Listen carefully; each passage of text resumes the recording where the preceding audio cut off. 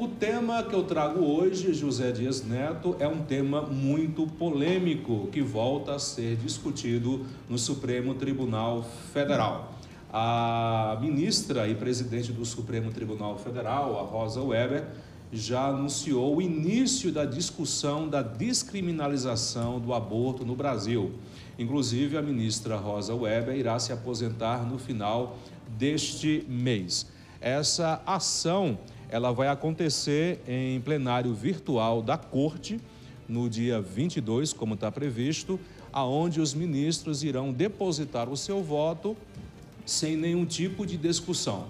Até lá, se algum ministro pedir para revisar e analisar de forma mais minuciosa a ação, aí ela poderá acontecer num segundo momento de forma presencial com os ministros do Supremo no dia 29 de setembro. Nesse caso, é importante deixar muito claro que o que está sendo discutido em relação à descriminalização do aborto é referente a interromper a gestação em até 12 semanas. Até 12 semanas. Inclusive, essa ação ela foi impetrada no Supremo Tribunal Federal pelo PSOL, pelo partido PSOL, sobre a alegação, deixa eu pegar aqui rapidinho o meu rascunho aqui, que eu achei interessante, né? A alegação que os 3 pontos principais que o PSOL alega nessa discussão, né, no Supremo Tribunal Federal, é com base nos pontos: o aborto não é uma questão relevante no Brasil, segundo o PSOL, a descriminalização banaliza o aumento do número de abortos e o aborto é um procedimento arriscado que leva mulheres a terem depressão, câncer ou ficarem estéreis. Pelo menos são os 3 pontos colocados pelo PSOL nessa questão dessa ação da descriminalização do aborto. Vale também salientar e relembrar que há 3 situações hoje no Brasil em que a mulher ela pode optar pelo aborto. Primeiro, quando ela é vítima de violência sexual. Segundo, quando há risco de morte da gestante, no caso da mulher, ou quando o feto for diagnosticado com anencefalia. Apenas esses 3 casos pode e dá direito à mulher a recorrer de uma ação médica, inclusive no SUS, para fazer o aborto. Fora esses 3, não há nenhuma possibilidade.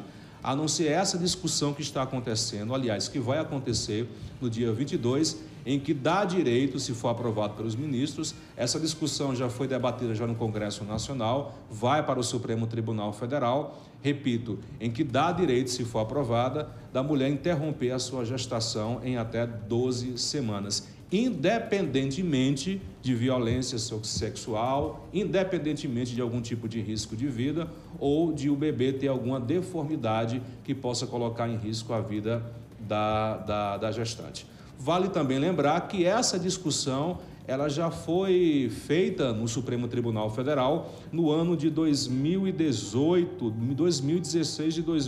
2016 e também 2018. De forma mais minuciosa em 2018, quando a própria relatora do processo, a ministra Rosa Weber, pediu que essa ação pudesse ser mais amadurecida, né, junto aos ministros do Supremo Tribunal Federal. E a pergunta que talvez muitos estejam fazendo é: como é que esses ministros vão se posicionar? Segundo as informações que nós obtivemos, assim como a ministra e relatora Rosa Weber, Barroso e Fachin devem se pronunciar a favor da descriminalização do aborto nesse caso específico. Os indicados pelo ex-presidente Jair Messias Bolsonaro, Cássio Nunes e André Mendonça, provavelmente deverão votar contra o aborto. Ainda há alguma incerteza em relação aos votos de Gilmar Mendes, Luiz Fux, Dias Toffoli, Alexandre de Moraes e o atual Cristiano Zanin, indicado pelo presidente Lula. Quando esse anúncio do início desse julgamento foi feito pelo Supremo Tribunal Federal, a Confederação Nacional dos Bispos do Brasil também se levantou automaticamente indo contra essa decisão. Segundo a CNBB, abre aspas, que um direito jamais pode ser exigido, em uma nota, que um direito jamais pode ser exigido às custas de outro ser humano, mesmo estando apenas em formação. Sobre esse caso, o secretário-geral da CNBB, Alberto Dias, o Dom Ricardo Ropeles, ele se pronunciou nas redes sociais da CNBB totalmente contrário a essa discussão no Supremo Tribunal Federal. Vamos ouvir a participação do Dom Ricardo. Queridos irmãos e irmãs, a Conferência Nacional dos Bispos do Brasil, por meio de sua presidência, reafirma sua posição em favor da vida desde a concepção. Diante do pedido de inclusão em pauta da ADPF 442 no Supremo Tribunal Federal, que pleiteia a possibilidade de aborto legal até a 12ª semana de gestação, reafirmamos que o aborto constitui a eliminação de uma vida humana. Trata-se, pois, de uma ação intrinsecamente má e, portanto, não pode ser legitimada como um bem ou como um direito. Jamais um direito pode ser exigido às custas de outro ser humano, mesmo estando apenas em formação. O fundamento dos direitos humanos é que o ser humano nunca seja tomado como meio, mas sempre como fim. Ninguém nunca poderá reivindicar o direito de escolher o que mais convém por meio de uma ação direta que elimine uma vida humana, pois nenhuma pessoa tem o direito de escolha sobre a vida dos outros. A decisão deliberada de privar um ser humano inocente da sua vida é sempre má, do ponto de vista moral, e nunca pode ser lícita, nem como fim, nem como meio para um fim bom. Como já nos manifestamos em 2017, por meio da nota Pela Vida contra o Aborto, reiteramos a nossa posição em defesa da integralidade, inviolabilidade e dignidade da vida humana, desde sua concepção até a morte natural.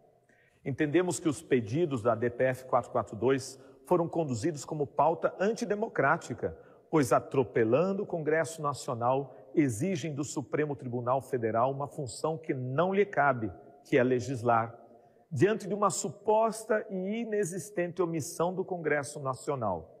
Pois se até hoje o aborto não foi aprovado, como querem os autores da ADPF, não é por omissão do parlamento, senão por absoluta ausência de interesse do povo brasileiro, de quem todo o poder emana, conforme parágrafo único do artigo 1º da Constituição Federal.